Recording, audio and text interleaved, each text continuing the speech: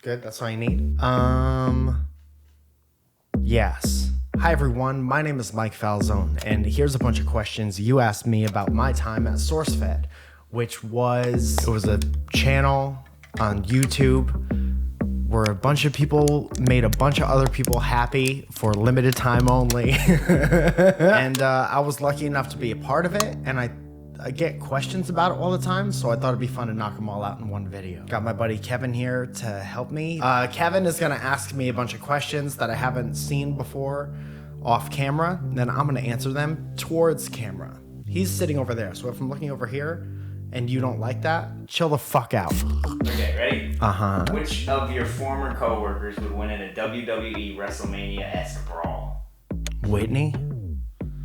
Yeah? Whitney was the most physically fit at the time. Now, Will has a bunch of beautiful muscles, well-formed muscle structure, but he doesn't know what to do with any of it. I want to pay for Will to take jiu-jitsu classes. Imagine all the creative energy that Will has. His problem is that it's never focused on anything. But if he just wanted to do jiu-jitsu and that's it, Will would kill people. He'd be like, my mind is focused, my mind. Let me tell you about my mind. Most people were very soft though. Boom, Barry. How long did those Santa Steve shoots go on for?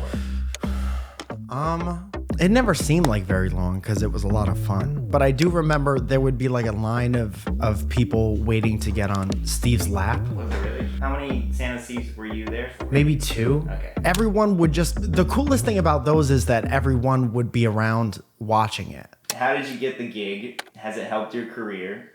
If it was rebooted, would you go back? Definitely pack as many questions into one as you possibly can. First time I met all the Sourcefed people, it was at a VidCon, I think. And that's when it was like Lee, Joe, and Elliot. And I remember seeing them and hearing about, I never watched too much, but I remember hearing about everyone and thinking of it like a early YouTube's version of SNL. So I was like, oh, if I want to do comedy things and that's YouTube's SNL, that would be, it was never my goal to be on Sourcefed, but I was like, that would be a cool thing if I was ever to work with them.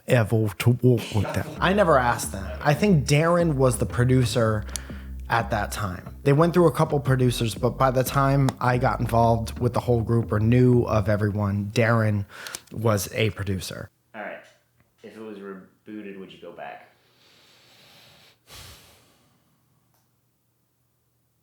I don't know. Maybe like as a guest or something. I think it would depend on how it's rebooted. Yeah. Too. Like with what group of people? Yeah. Are you hiring everybody? Are you hiring one person from every era? Are you hiring Will? It's like Will, Candace, Lee, and Ross. And then in 6 months, it's like another 5. Suptic, Lieberman, Bree, and Joe.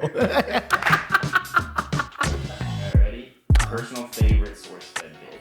There were things I loved about Table Talk. Everyone likes that foods menu thing we did with Chloe Dykstra, me, Steve, and Chloe Dykstra. It's way easier to be like, there was a whole section of like Sourcefed white wall videos that I straight up didn't like. And I thought the channel went in a bad direction where we tried to be like newsy in current events, but none of us were Like journalists? Journalists. None of us were journalists. None of us went to school for that. A lot of people just didn't go to school in general. We just showed up to have a good time and to make comedy. And then the producers at the time were like, we need to be hard-hitting journalism. Like a lot of things tanked after that. But after they realized that wasn't working too late, we all started, like me, Candace, Suptic, and Ava were able to like start to make it our own thing. And that was really cool. There was one bit that I laughed so hard at, and it was Ava went to the big IKEA in like Burbank or something like that. And she was like running. She did like a little intro before. I wasn't even in the video. She did like a little intro in front of the IKEA, and then she was like, let's go. And then she ran inside, and some lady must have thought there was like a doorbuster deal or something, and also ran, but fucking busted her ass. And I watched that 1,000 times and I laughed so hard. Dude, one time we were podcasting on the beanbag chairs and Steve just had like a flesh-colored onesie on and I kept calling him like a chicken nugget. And the whole podcast episode was me saying Steve looks like a blah, blah, blah. That was pretty good. Did you mean to be the sole decisive reason the channel was canceled, or was it an accident?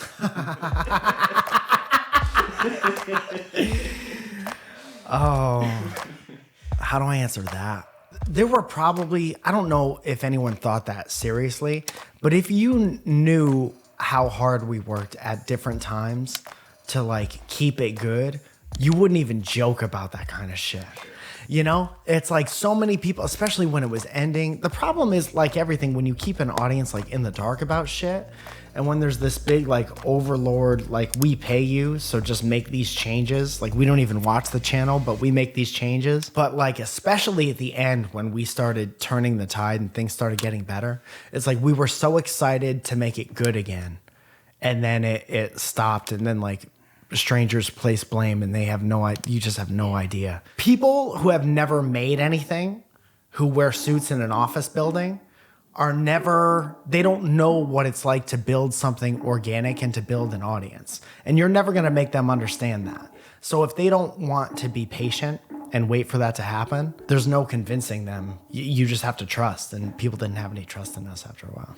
Whose role at the company was the most underappreciated? The editors got a lot of love, but I don't know if they ever got enough. Everyone. I loved everyone. There was no one that I didn't like behind the scenes. The graphics department, but I really loved walking around that building when I wasn't necessarily busy and just joking around with everybody. I used to do this thing micing around the office where I would just bring usually Zach and a microphone around the office and bother everyone when they were working. And you could really tell on people's faces that they were working really hard right before I did that, because that's just what I did all the time. Is Sourcefed how you met Steve? I suppose so. My origin story with everybody is fuzzy. I don't remember where I met Steve. It might have been Sourcefed. The first time we ever hung out was in Florida, which I believe had to be like a playlist live. And there was one night where they shut down Universal Studios for us, and we just roamed around the whole thing. And me and Steve walked around together all night, and we laughed so hard. We went to like the Simpsons place. What do they call it? Simpsonsville? Isn't it just a ride? And that was the first time I remember meeting him. And then he would always be like, you should come in more or whatever. He was always trying to get people that he liked around the office more, probably to make his own time there a little bit more enjoyable. Was there ever something that you had made or said that you really wanted to go in the final cut, but you were told no? Not that I could remember. There were always jokes. I would just try to fit in as many jokes as possible and they'd get cut for time. But I trusted like really any of the editors. But a lot of the times it was Owen cutting my stuff or Spencer. And I always just trusted their judgment because they're all very funny in their own right. Was there a lesson you learned there that has impacted you the most? To just enjoy things while they're happening and that nothing lasts forever. And there's nothing more precious than a really heavily involved, passionate audience. Because that takes years and years to make and to maintain. The whole time, I just never wanted to disappoint those people. And the only time I ever thought I even got close to disappointing those people was when I took over the Table Talk stuff. And a lot of people were like bummed out about that. I wish everyone can see it from inside the building sometimes. It wasn't always, but there was a portion of the time where people hated doing the table talks. They'd be like, oh, we got to go do this, and I don't know what we're going to talk about, and blah, blah, blah. And I loved it so much because it was just bullshitting with people. So when people were like, oh, Mike's going to take over table talks and ruin it, I always wanted to be like, dude, I love it. Yeah. So that's why they're still happening. You're the one keeping them going. Yeah. But people, you can't explain that to people who have their minds made up. Nor do I care to, because I don't have the time. Is there anyone from the Sourcefed days that you'd like to have on a podcast that you haven't had before? Most of them. I think if I had to put somebody first, it would be someone that you didn't see as much of, like Autumn or something. Also, like, I loved hanging out with Whitney so much because she's such a unique, like, cool person. And we always got along real well, but we never did that much outside of the building. Owen, it would be really fun to have Owen on like a dynamic banter or something. He would never. He would never, but I would force him to do it. That's a good one. Who made the best coffee? When there was a potluck, whose food did you look forward to the most? I would never touch anything from the kitchen. Wow. The kitchen was disgusting at all times. You know what else I really, really liked? Me and Bree wrote this sketch. Mostly Bree wrote this sketch about giving a best man speech. I think it was a nuclear family thing.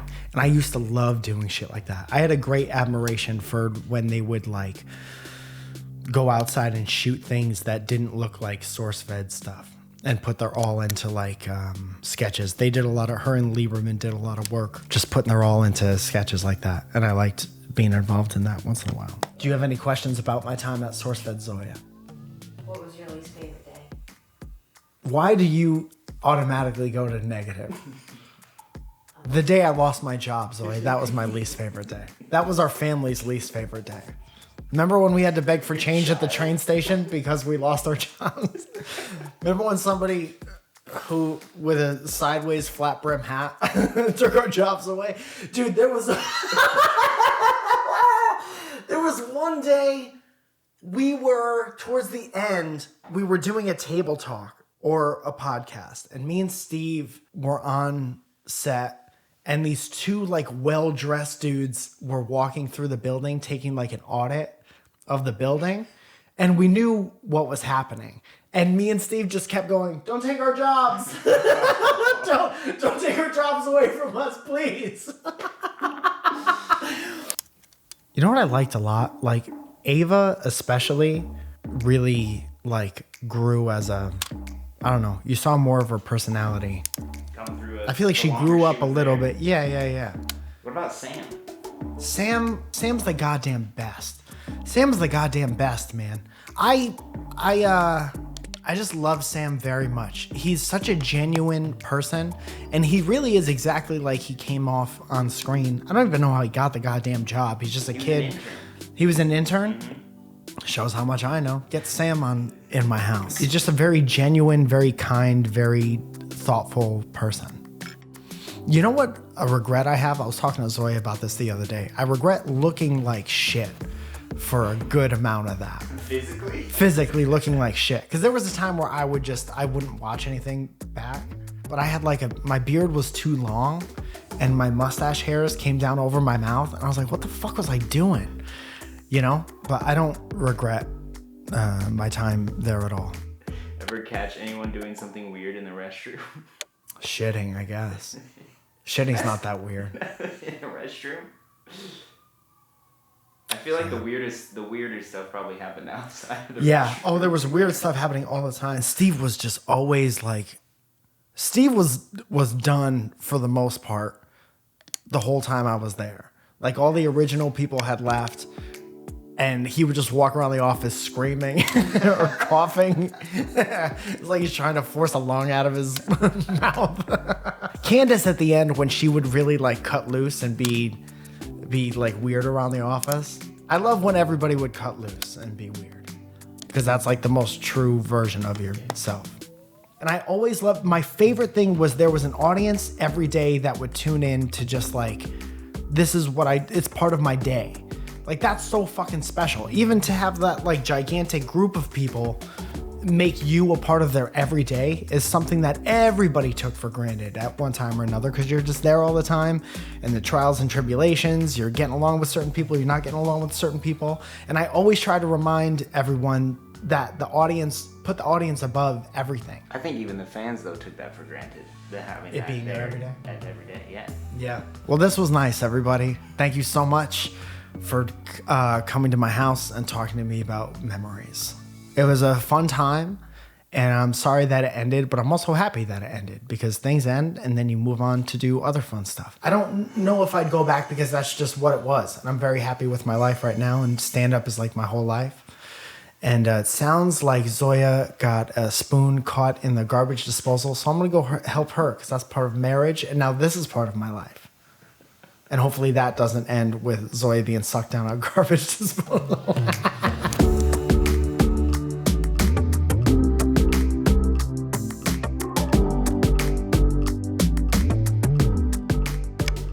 Which person gets the most improved award since Sourcefed ended? Since Sourcefed ended. Autumn. Yeah, that's a good answer.